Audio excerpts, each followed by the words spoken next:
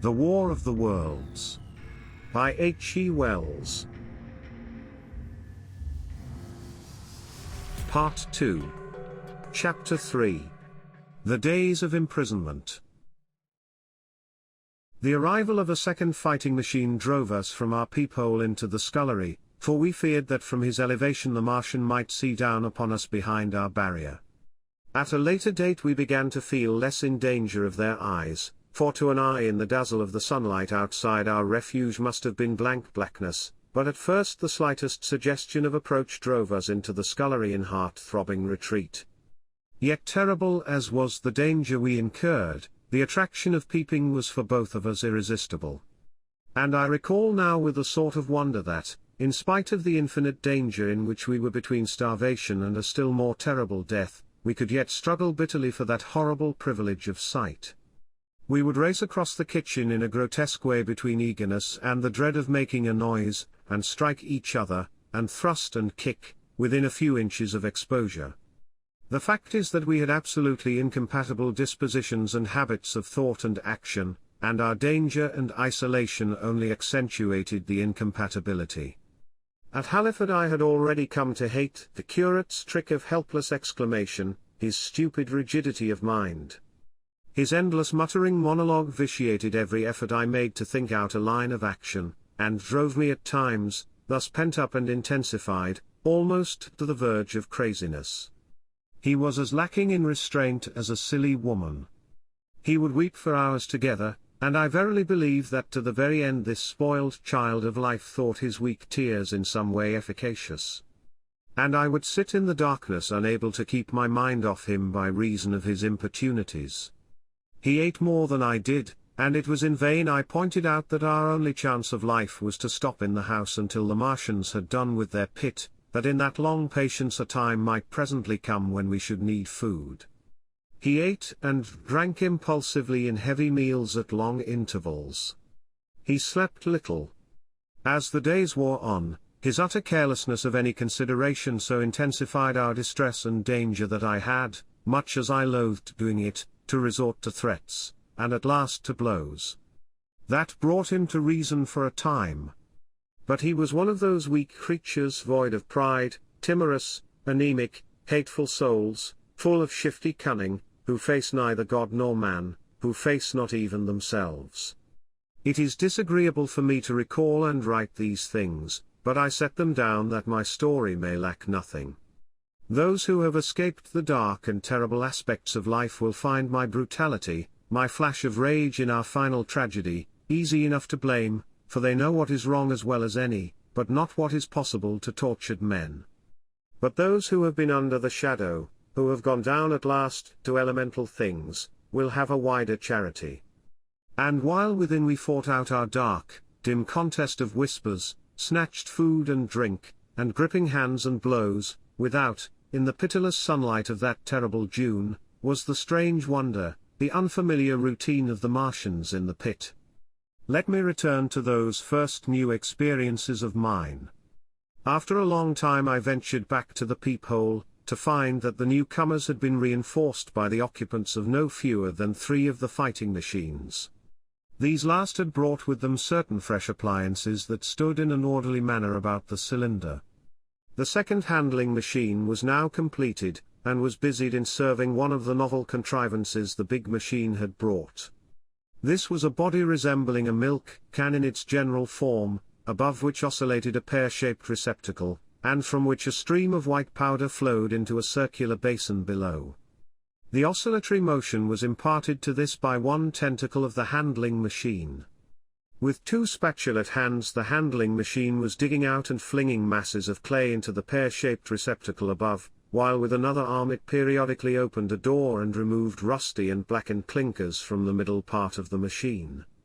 Another steely tentacle directed the powder from the basin along a ribbed channel towards some receiver that was hidden from me by the mound of bluish dust.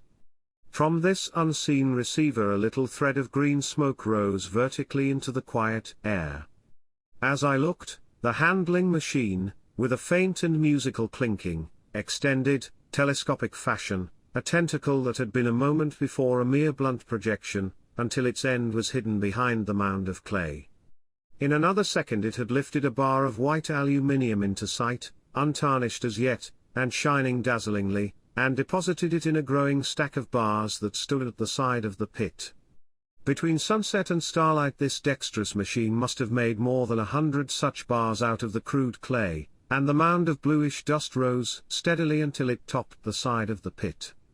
The contrast between the swift and complex movements of these contrivances and the inert panting clumsiness of their masters was acute, and for days I had to tell myself repeatedly that these latter were indeed the living of the two things.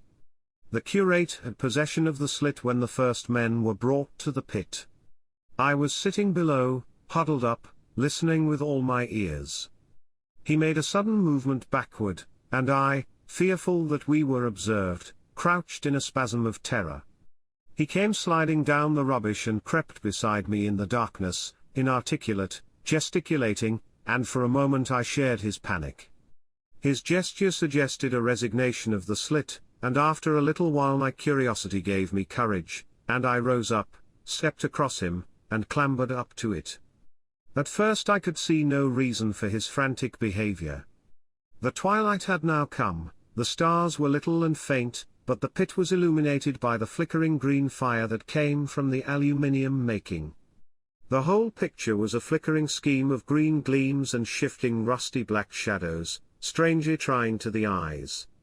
Over and through it all went the bats, heeding it not at all.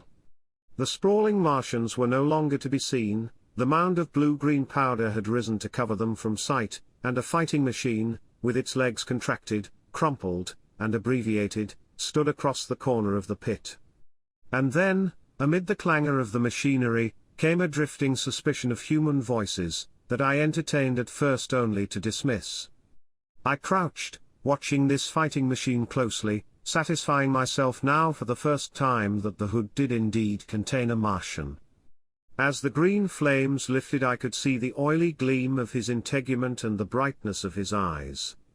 And suddenly I heard a yell, and saw a long tentacle reaching over the shoulder of the machine to the little cage that hunched upon its back.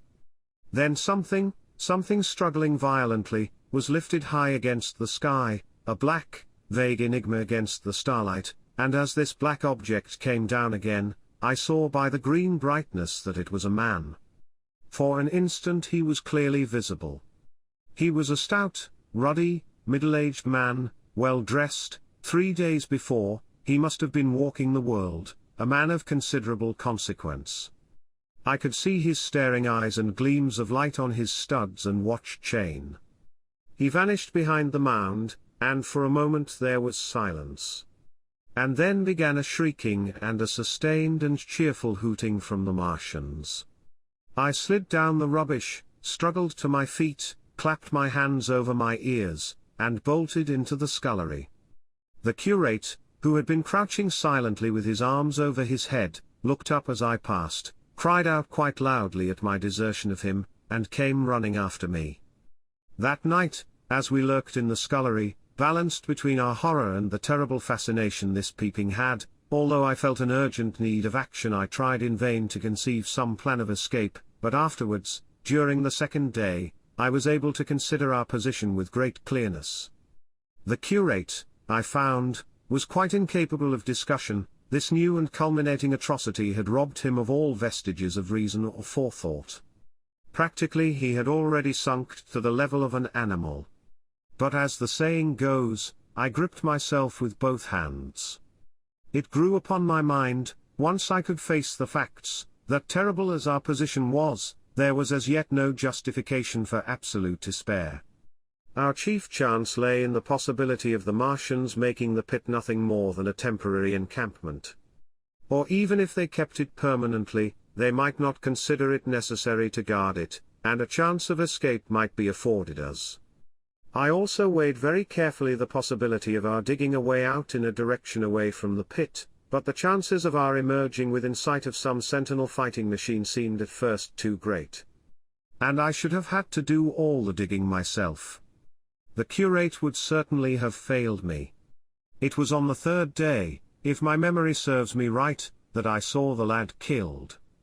It was the only occasion on which I actually saw the Martians feed.